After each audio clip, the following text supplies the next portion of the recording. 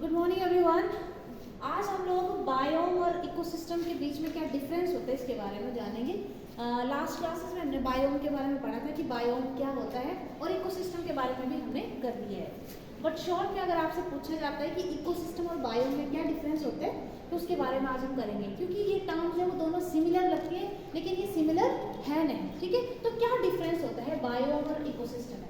तो अगर हम बायोम के देखें सबसे पहले तो नंबर 1 कि अगर हम बात करें तो डिस्टिंक्ट क्लाइमेट, ठीक है, मीन्स इस पूरे बायोम का जो बायोम वाला क्षेत्र होता है उस पूरे क्षेत्र के ऊपर क्लाइमेटिक वेरिएशन जो वो पाई जाती है, क्योंकि लैंड बहुत बड़ा है।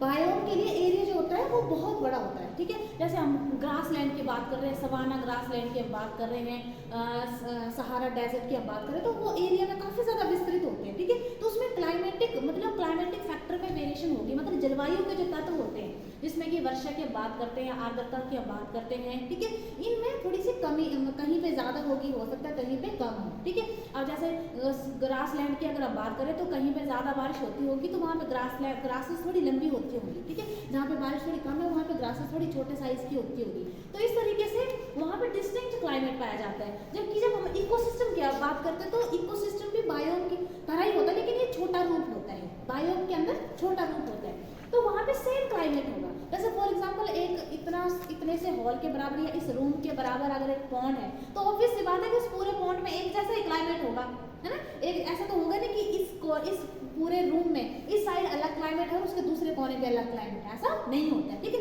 तो सेम क्लाइमेट पाया जाता है, सेम क्लाइमेटिक फीचर पाई जाती है। रेनफॉल भी पूरे पॉन्ड में एक जैसी होगी। ठीक है, क्या बोलते हैं, अगर धूप है तो पूरे पॉन्ड के ऊपर धूप होगी, ऐसा तो है नहीं कि आधे पॉन्ड के ऊपर धूप चली गई और दूसरे पॉन्ड के ऊपर अलग है, दूसरे भाग पे कुछ अलग है। तो सेम क्लाइमेटिक फीचर्स होती है एक इकोसिस्टम के अंतर्गत। ठीक है, और बायोम में अलग अलग तरह का क्लाइमेटिक फीचर जो वो हो सकती है, क्योंकि वो एरिया बहुत बड़ा फैला होता है। ठीक है, कहीं पे पहाड़ी क्षेत्र है, कहीं पे मैदानी क्षेत्र है, तो हो सकता है मैदानी क्षेत्र में कुछ अलग तरह की फीचर्स हैं क्लाइमेटिक की और पहाड़ी क्षेत्र के ऊपर क्लाइमेट के अलग फीचर्स हैं। ठीक है, तो अलग अलग तरह का क्लाइमेट हो सकता है, जबकि इकोसिस्टम में सेम क्लाइमेट होता है।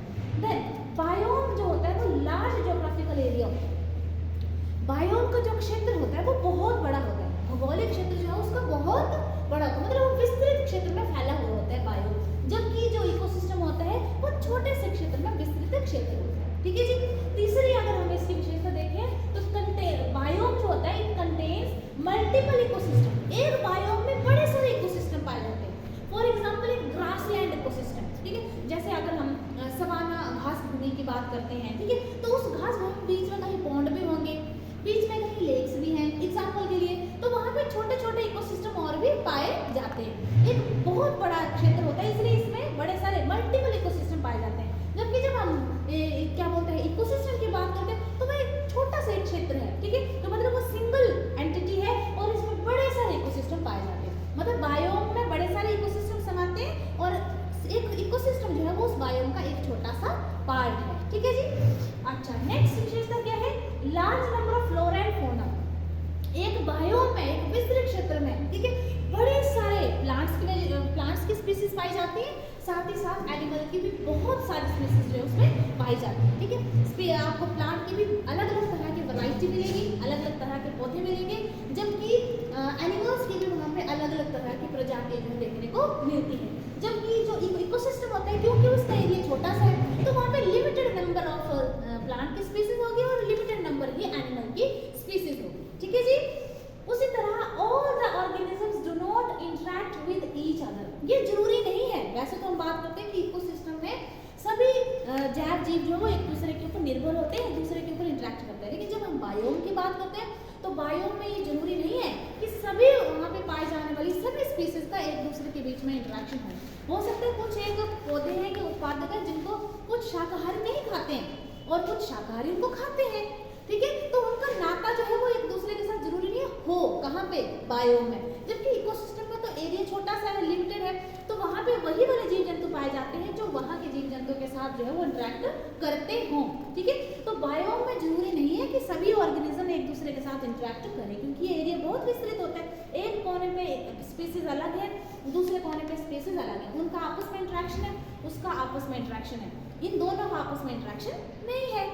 ठीक है, बायोम में इंटरेक्शन जरूरी नहीं होता है, जबकि जो एक इकोसिस्टम होता है उसमें जितने भी ऑर्गेनिजम्स होते हैं वो आपस में इंटरेक्ट करते हैं, एक दूसरे के ऊपर निर्भर होते हैं, ऊर्जा के लिए, खाने के लिए, भोजन के लिए एक दूसरे के ऊपर निर्भर होते हैं, एक आवास स्थान में रहते हैं और एक दूसरे से मिलजुल कर वो रहते हैं।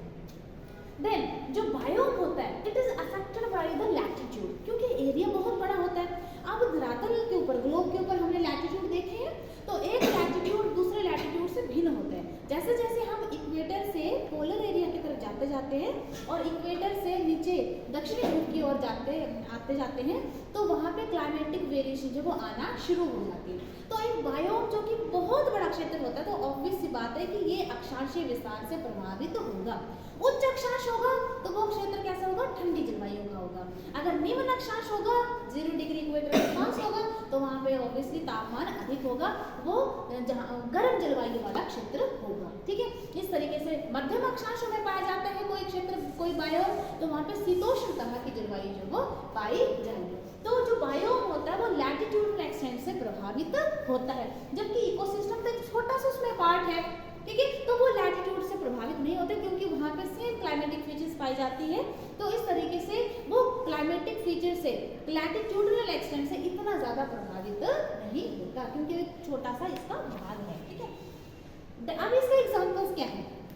अगर हम बायोम के एग्जाम्पल की बात करें तो कौन कौन से एग्जाम्पल्स हैं? जैसे हम बात करते हैं डेजर्ट बायोम, मरुस्थलीय बायोम। ठीक है, जैसे हम सहारा डेजर्ट की हम बात करेंगे, थार डेजर्ट की हम बात करेंगे, आटाकामा डेजर्ट की बात करेंगे, तो ये विस्तृत क्षेत्र पे फैले हुए हैं। ठीक है, और यहाँ पे एक जैसे जो है वो स्पीसीज जो है वो आप देख सकते हैं, एक जैसा क्लाइमेटिक फीचर्स और डिस्टिंक्ट क्लाइमेटिक फीचर्स जो है वो आप यहाँ पे देख सकते हो। ठीक है, देन ग्रासलैंड बायोम, बहुत बड़े बड़े ग्रास लैंड। ठीक है, ये पूरे बाई ये छोटे से क्षेत्र में नहीं आते बल्कि बहुत विस्तृत क्षेत्र में आते हैं। ठीक है, देन ट्रॉपिकल रेन फॉरेस्ट। ठीक है, ट्रॉपिकल एरिया में उष्णकटिबंधीय क्षेत्रों में जो वन पाए जाते हैं उनको हम बोलते हैं उष्णकटिबंधीय वर्षा वन, ट्रॉपिकल रेन फॉरेस्ट। तो वो भी एक बायोम का एग्जाम्पल्स है। ठीक है, अच्छा अगर हम इकोसिस्टम की हम बात करें तो इकोसिस्टम छोटे क्षेत्र पे होता है। जैसे हम पॉन्ड इकोसिस्टम की हम बात करें, कोरल रीफ जो कि समुद्रों में होते हैं उनकी हम बात करते हैं, छोटा सा एरिया होता है जहाँ पे रीफ, कोरल रीफ जो वो पाई जाती है, प्रवाल भित्ति जिसको हम बोलते हैं। देन लेक्स है ना, छोटे से क्षेत्र पे विस्तृत होती है झील, तो उसमें भी इकोसिस्टम पाया जाता है, उसके अंदर मछलियाँ हैं, जीव जंतु हैं, वो आपस में इंटरेक्ट कर रहे हैं। ठीक है, प्लैंक्टन्स हैं। तो इस तरीके से these are the difference between biome and ecosystem. So I hope this video is clear to all of you.